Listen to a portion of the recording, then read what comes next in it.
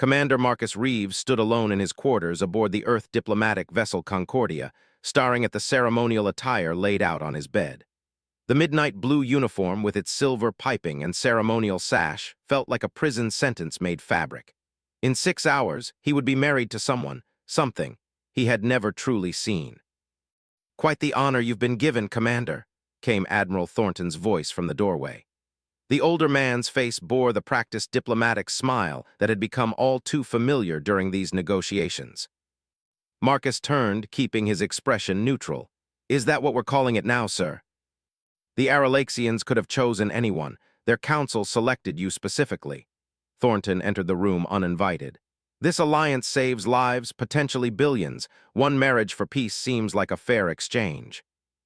"I'm aware of the stakes, Admiral." Marcus ran a hand through his close-cropped dark hair. "I volunteered, remember. I just thought I'd at least get to meet her before the ceremony." "Aralaxian tradition forbids it. The bride remains shrouded until the union is sealed." Thornton checked his watch. "Their delegation arrives in an hour. I need you focused." After Thornton left, Marcus approached the viewport.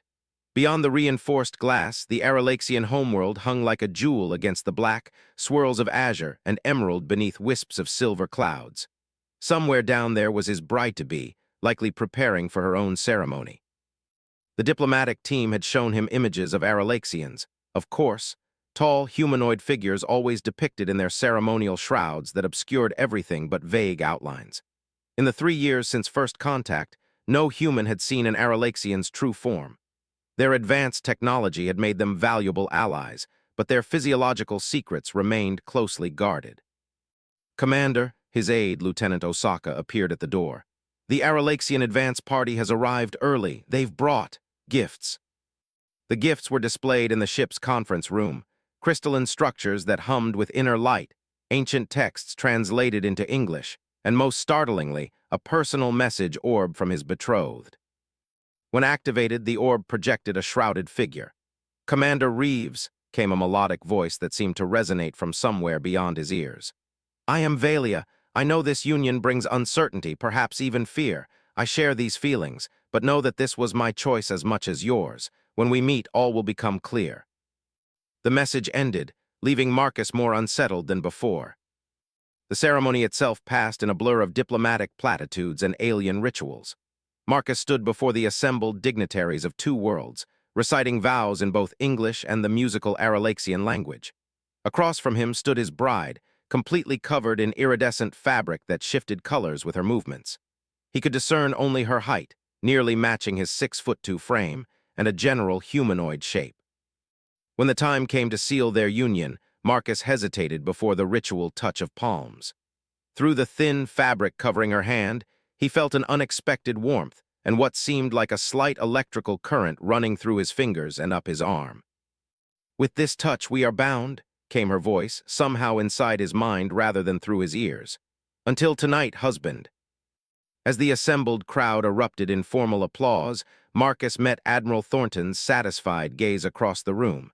This was diplomacy at its most personal, one man's future traded for humanity's security. Marcus held his breath as the door closed behind Valia. She stood motionless for a moment, her shrouded form silhouetted against the ambient lighting of their ceremonial quarters. The stars of her homeworld glittered through the viewport, casting a silvery glow across the room. "You're nervous," she said, her voice resonating in his mind rather than his ears. "As am I." "I think I've earned that right," Marcus replied, trying to keep his voice steady. "I just married someone I've never seen." Valia moved toward him with fluid grace. "Then let us remedy that." Her hands, still covered by the iridescent fabric, rose to the edges of her ceremonial veil. Marcus steeled himself, uncertain what alien features might be revealed.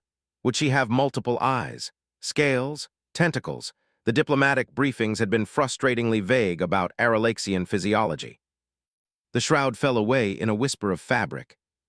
Marcus staggered back a step, his preconceptions shattered in an instant. Valia's face was startlingly humanoid, with high cheekbones and large almond-shaped eyes.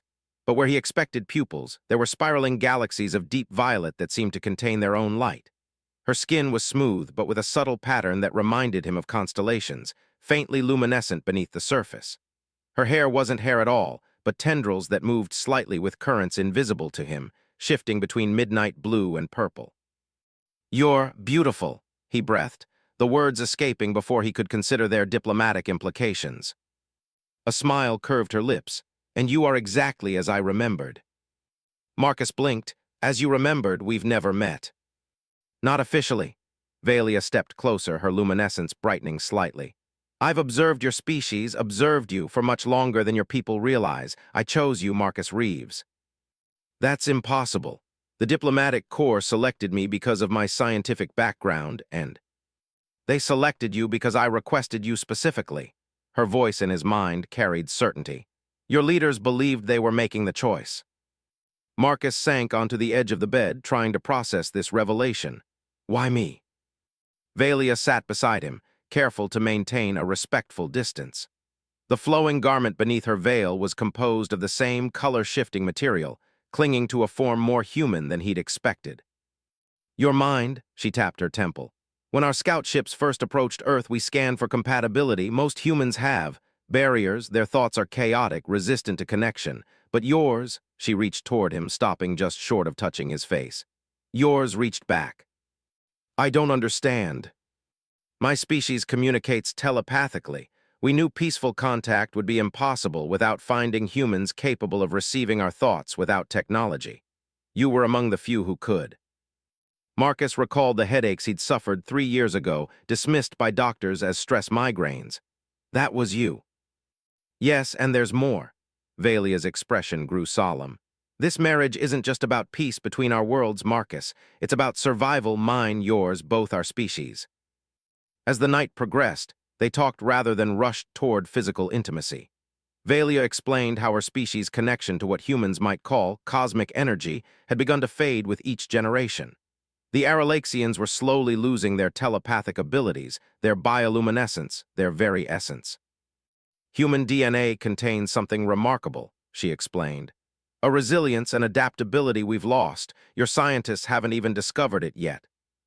"And our marriage," Marcus asked, beginning to understand, "is the first of what we hope will be many unions." Valia's galaxy eyes seemed to peer into his soul. "But unlike the others, ours wasn't arranged merely for genetics.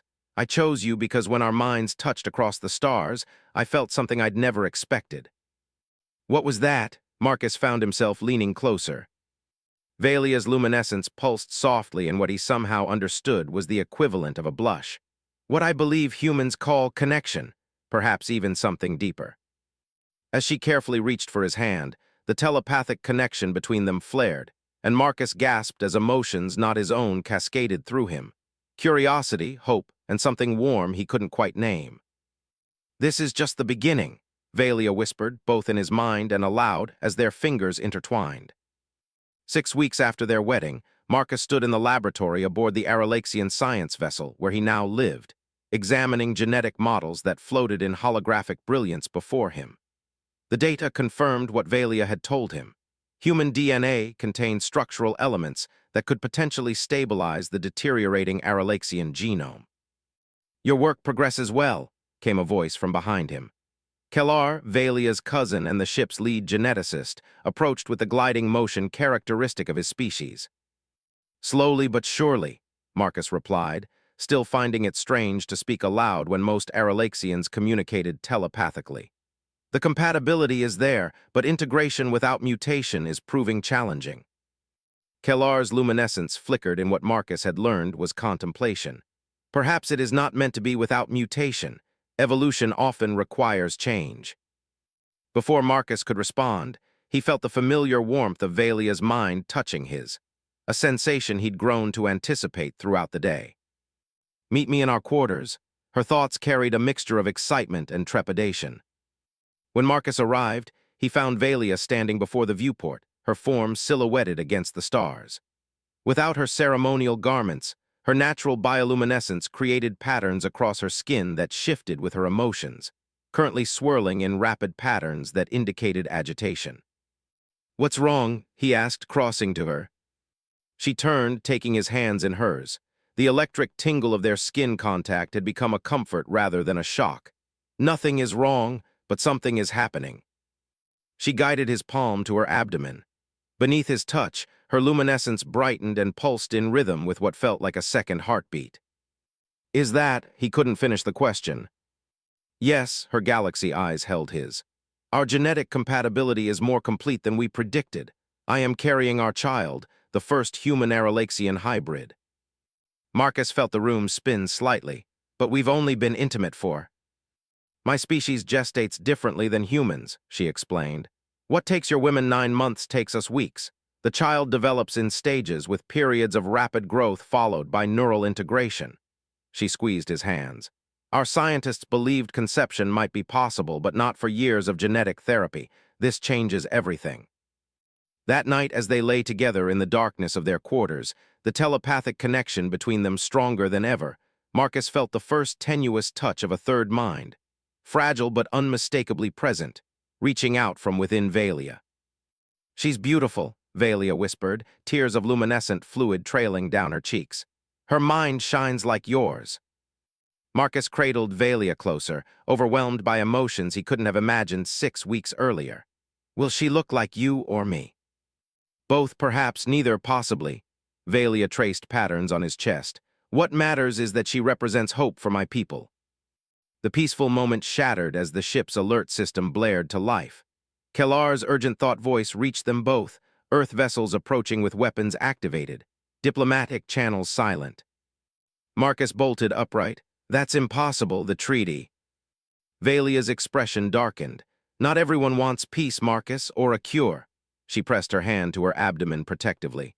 There are factions among both our peoples who would rather see us fail. As they rushed to the command center, Marcus received an encrypted message on his personal communicator. Marriage information leaked. Genetic breakthrough confirmed. Orders changed. Extraction team inbound. Prepare for retrieval. With growing horror, Marcus realized the truth. Earth's government hadn't sent him as a peace offering. They'd sent him as an unwitting spy. Now that they knew Aralaxian reproduction with humans was possible, they were coming to collect what they saw as valuable genetic material. They knew, he said, showing Valia the message. They planned this from the start. Her luminescence dimmed with sorrow but not surprise. As did some on my world, power seekers exist in all species. She took his face in her hands. But what they didn't plan for was this, what's grown between us, real connection, love. It was the first time either had used the word, though the emotion had flowed between their minds for weeks. What do we do? Marcus asked, torn between worlds. Valia's eyes glowed with fierce determination. We protect our child, and we fight for a future neither of our species planned for. The Earth diplomatic cruiser Dauntless hovered at the edge of Aralaxian space, its weapons systems powered but not yet targeted. On its bridge, Admiral Thornton reviewed tactical displays with cold efficiency. Time until extraction team reaches the science vessel, he asked. 20 minutes, sir, replied his tactical officer. Stealth approach is proceeding as planned. In the lab aboard the Aralaxian vessel, Marcus worked frantically to download critical research data. If Earth forces seized the ship, he couldn't let this information fall into military hands. The Council is divided on how to respond, Kellar reported, his luminescence pulsing with stress patterns. Some advocate immediate surrender of all human Aralaxian research to prevent conflict. And give up everything we've worked for? Marcus shook his head. This research could save your species and potentially revolutionize human medicine too. It was never meant to be a weapon. The Council knows this, Valia said as she entered, her pregnancy now visibly altering her luminescence patterns. But they fear what your military might do with it. She approached a communications terminal. I've arranged transport to a peripheral outpost where my mother's family has influence. We leave in 10 minutes. Marcus hesitated. I should contact Earth Command, try to explain. They won't listen. Valia's voice in his mind carried certainty. I glimpsed Thornton's thoughts during the wedding ceremony. This was their plan from the beginning, learn our biology, find our weaknesses, then exploit them. A proximity alarm blared through the ship.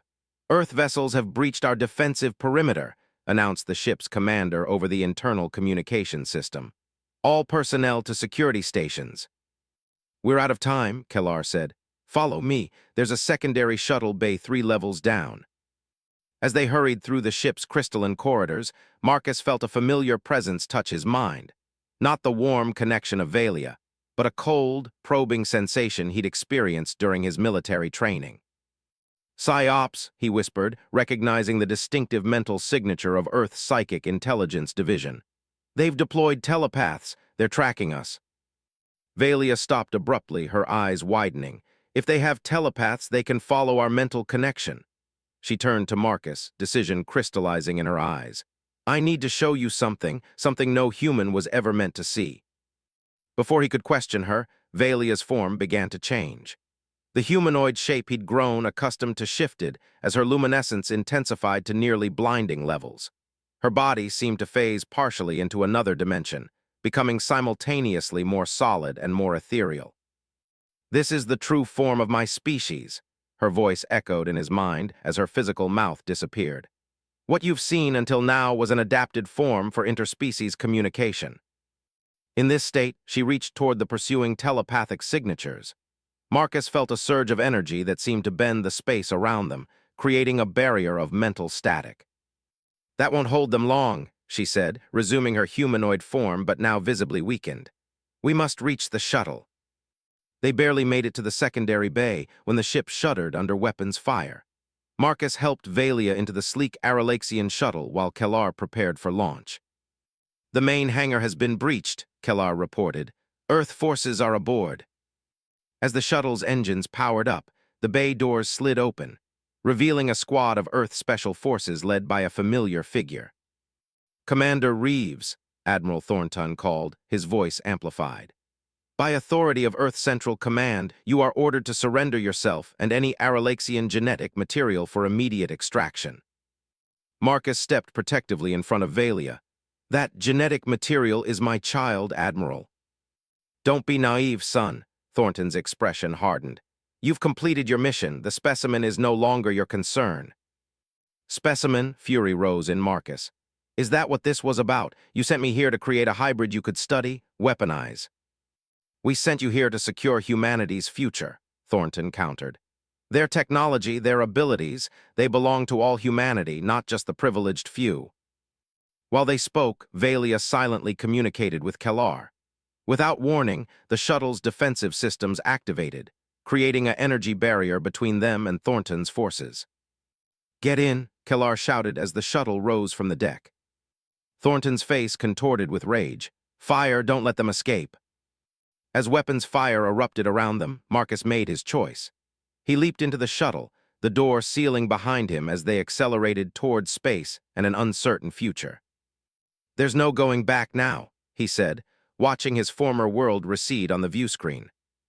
Valia took his hand, her touch conveying both sorrow and resolve. Sometimes moving forward is the only path to peace. The Aralaxian outpost orbiting the gas giant Nareth was little more than a research station and trading post, too small to attract military attention, but equipped with enough technology to continue their work. For 3 months, Marcus, Valia, and Kellar had hidden here, working tirelessly while monitoring the growing tensions between their worlds. In that time, Valia's pregnancy had progressed to its final stage. Her luminescence had changed, incorporating patterns that matched Marcus's brainwaves, a physical manifestation of their bond that fascinated the station's scientists. In their private quarters, Marcus sat beside Valia, gently placing his hand on her abdomen where their daughter grew. The telepathic connection that flowed between the three of them had become stronger each day. "She's dreaming," Valia said softly, "about stars and oceans she's never seen." "She will see them," Marcus promised. "Somehow we'll find a way." Kellar entered without announcement, his luminescence pulsating with excitement. "The latest tests are complete. You need to see this immediately." In the laboratory, holographic displays showed cellular structures rotating slowly, Valia's cells, captured from weekly monitoring of her pregnancy. "Notice anything?" Kellar asked, his mental voice barely containing his excitement. Marcus studied the display, the deterioration in the cellular structure it's revering.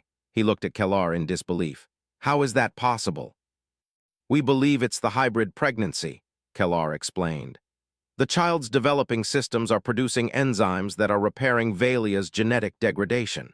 It's not just that human DNA can help Aralaxians. The hybrid condition itself is curative." Valia touched the hologram wonderingly. Our daughter isn't just a symbol of our people's connection. She's literally healing the damage in our species. If we can synthesize these enzymes, Marcus began. Then we have a cure, Kellar finished. Not just genetic therapy for future generations, but treatment for living Aralaxians. The moment of hope was interrupted by a station-wide alert. On the main view screen, multiple ships appeared, both Earth and Aralaxian military vessels. How did they find us? Marcus asked.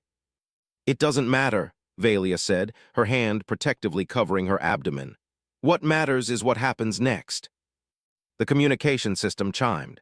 Two faces appeared on split screen, Admiral Thornton and High Counselor Threen of the Aralaxian leadership. Commander Reeves, Thornton began, this standoff has gone on long enough. Surrender your research and the hybrid specimen. My daughter is not a specimen, Marcus replied firmly. And this research doesn't belong to either of our governments. It belongs to both our peoples. High Counselor Threen spoke. Valia, daughter of my sister, your actions have brought us to the brink of war, yet reports of your condition have reached the Council. Is it true? Has the hybrid pregnancy reversed genetic degradation? See for yourself, Valia said, transmitting their latest findings to both vessels. Silence fell as both leaders reviewed the data. Finally, Thornton spoke, his voice less certain. This changes the strategic equation. It changes everything, Threen corrected. If true, this is not a weapon but a miracle, one that requires cooperation, not conflict. Marcus stepped forward. We propose a new agreement, joint research, transparent and open to scientific teams from both worlds, conducted on neutral territory. He looked at Valia, drawing strength from her presence. Our daughter will be the first of a new generation, not human, not Aralaxian, but a bridge between stars. Hours later, after tense negotiations, a fragile agreement took shape. The outpost would be declared neutral scientific territory, protected by both species. The research would continue under joint oversight. As the diplomatic teams departed, leaving a small contingent of scientists from both worlds, Marcus and Valia stood at the viewport, watching the military vessels retreat. Do you think it will last? Marcus asked. This peace. Valia took his hand, guiding it to where their daughter kicked vigorously. Feel that? She's strong like her father, adaptable like both our species. Her galaxy eyes met his. What we've created together is more powerful than the forces that would divide us. A new constellation, Marcus said softly, remembering the pattern of stars he'd seen the night they first truly met. Valia's luminescence brightened in response, creating patterns across her skin that matched the stars outside their viewport. Precisely, each of us a star, separate but part of something greater, and our daughter. The brightest among them, Marcus finished, drawing her close as their minds and hearts beat as one beneath the endless stars.